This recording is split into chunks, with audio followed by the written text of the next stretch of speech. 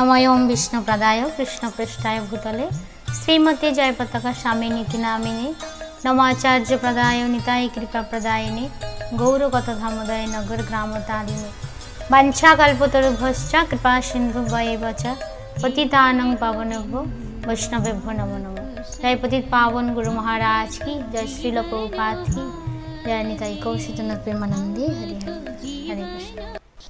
এই ঘটনাটিও সমানভাবে গুরুত্বপূর্ণ যে এই উৎসবটিকে সারা বিশ্বের দরবারে নিয়ে এসেছেন শ্রীল প্রভুপাদ এবং বর্তমানে তার সবগুলি ইসকন কেন্দ্রেই প্রতি বছরই তা উদযাপিত হয়। এই রকম সব পুনরায় প্রচলন হওয়া উৎসবের মধ্যে জয়পতাকা স্বামী গুরু মহারাজ এই বিশেষ উৎসবটিকে জর্জিয়ার আটলান্টায় প্রকাশ করেন। উৎসবের বিশালতার মাত্রা এবং যে ভক্তিকে তার সামনে নিয়ে আসে তার ভিত্তিতে বিচার করলে এই উৎসবটি বিশেষভাবে তাৎপর্যপূর্ণ। আটলান্টা উৎসবে ভক্তদের নিয়ে জয়পতাকা স্বামীর আনন্দ উদযাপনের কথা বর্ণনা করার সুযোগ আগে মূল উৎসবটির এবং 500 বছর পূর্বে গৌড়ীয় সম্প্রদায় তার আধ্যাত্মিক তাৎপর্যটি সংক্ষেপে দেখা যাক। এই লীলার সূত্রপাত রঘুনাথ দাস গোস্বামী বা প্রায় যাকে শুধু দাস গোস্বামীও বলা হয় তাকে নিয়ে। তিনি ভবিষ্যতে বৃন্দাবনের বিখ্যাত স্বরগোস্বামীদের একজন হন।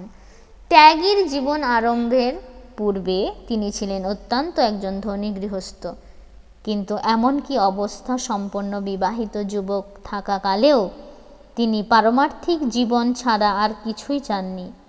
তার কাছে এর মানে ছিল কেবল ভগবান শ্রী চৈতন্য মহাপ্রভুর ব্যক্তিগত সান্নিধ্য লাভ। তিনি জানতেন যে জাগতিক ঐশ্বর্য আত্মাকে কখনো তৃপ্ত করতে পারে না এবং তাই তিনি বৈরাগ্যের জীবন অবলম্বন করতে হৃদয় থেকে গভীর অন্তরঙ্গ বাসনা করেছিলেন। এই উদ্দেশ্যে তিনি জগন্নাথপুরী যেতে ক্রমাগত চেষ্টা করে যাচ্ছিলেন, যেখানে তখন ভগবান শ্রী চৈতন্যদেব থাকতেন। যাই হোক, দাস গোস্বামীর পিতা তার তরুণ পুত্রের জন্য চিন্তান্বিত হয়ে এবং পুত্রের পারমার্থিক উচ্চ আকাঙ্ক্ষাটি বেশি বাড়াবাড়ি হয়ে যাচ্ছে ভেবে তাকে গৃহত্যাগ করতে বাধা দিলেন, বরং এর পরিবর্তে তাকে স্বাভাবিক ও সাংসারিক জীবনযাপন করতে উৎসাহিত করলেন।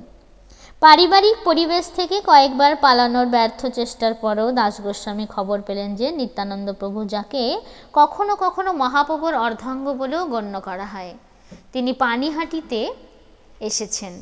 বর্তমানে এই স্থান কলকাতার উত্তরে পশ্চিমবঙ্গ রাজ্যের 24 পরগনা জেলার অন্তর্গত।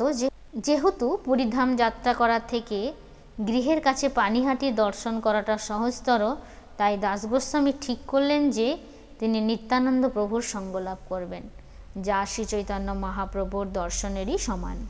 পানিহাটিতে পৌঁছে দাস গোস্বামী নিত্যানন্দ প্রভুকে এখনও বর্তমান বিখ্যাত এক বৃক্ষের নিচে বিশাল পাথরের উপর উপবিষ্ট দেখলেন।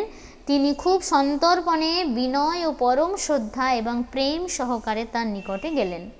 যখন শ্রী নিত্যানন্দ প্রভু রঘুনাথ দাসকে কাছে আসতে দেখলেন, তিনি দ্রুত তার দিকে ঘুরে তৎক্ষণাৎ এক অদ্ভুত নির্দেশ প্রদান করলেন, যাও, আমার সকল ভক্তদের জন্য চিরাধুধি মহোৎসবের আয়োজন করো। যেহেতু তখন ছিল গ্রীষ্মকাল, তাই এই বিশেষ আয়োজন ভক্তদের শীতলতা প্রদান করবে এবং সেই আর্দ্র আবহাওয়া থেকে স্বস্তি দেবে। দাস গোস্বামী দিব্য আনন্দে নিমগ্ন হলেন। তিনি জানতেন যে এই আশীর্বাদের অর্থ কী। তিনি এখন সমস্ত গৌড়ীয় বৈষ্ণবদের নিত্যানন্দ প্রভুর নির্দেশে প্রামাণিকভাবে সেবা করতে পারবেন, যা পারমার্থিক জীবনের পরম সার্থকতা। দাস গোস্বামী ভগবান নিত্যানন্দের প্রভুর প্রীতিবিধানের জন্য পরম উৎসাহের সহিত তার অবস্থা সম্পন্ন জমিদারি পরিবারের সুবিধা গ্রহণ করলেন।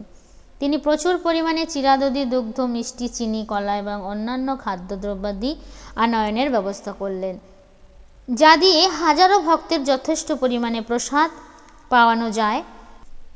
তিনি চিরাদধি প্রস্তুত করলেন এবং সেখানে উপস্থিত সমস্ত বৈষ্ণবদের এবং আরও সৌভাগ্যবান শত শত মানুষ সেখানে সমবেত হলেন, তাদের ততোধিক পরিমাণে তা বিতরণ করলেন।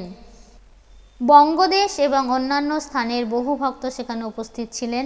তাদের প্রত্যেক প্রত্যেককে 2টি করে মাটির পাত্র দেওয়া হয়েছিল। একটিতে ঘন দুধের সাথে চিরা এবং অন্যটিতে চিরার সাথে দই দেওয়া হয়।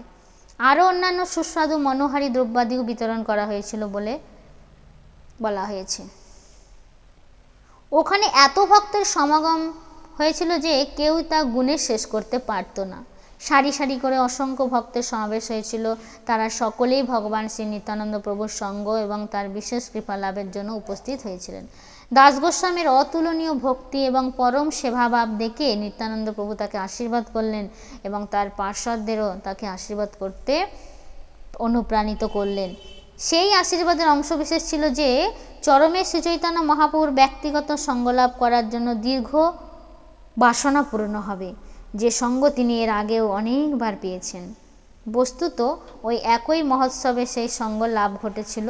ঠিক ওই মুহূর্তে ওই স্থানে শ্রী নিত্যানন্দ প্রভু শ্রীচৈতন্য মহাপ্রভুর ধ্যান করলেন এবং অলৌকিকভাবে তিনি তৎক্ষণাৎ পানিহাটিতে আবির্ভূত হন, যদিও তখন তিনি শত শত মাইল দূরে জগন্নাথপুরীতে অবস্থান করছিলেন। কিরাচ্ছলে শ্রীচৈতন্য নিত্যানন্দ প্রভু একটি পাত্র থেকে এক গ্রাস চিরা নিয়ে শ্রীচৈতন্য মহাপ্রভুর মুখে পুরে দিলেন। এইভাবে নিত্যানন্দ প্রভু সেখানে প্রসাদ গ্রহণরত বিভিন্ন বৈষ্ণবদের দলে ঘুরে ঘুরে তাদের আনন্দ বিধান করলেন।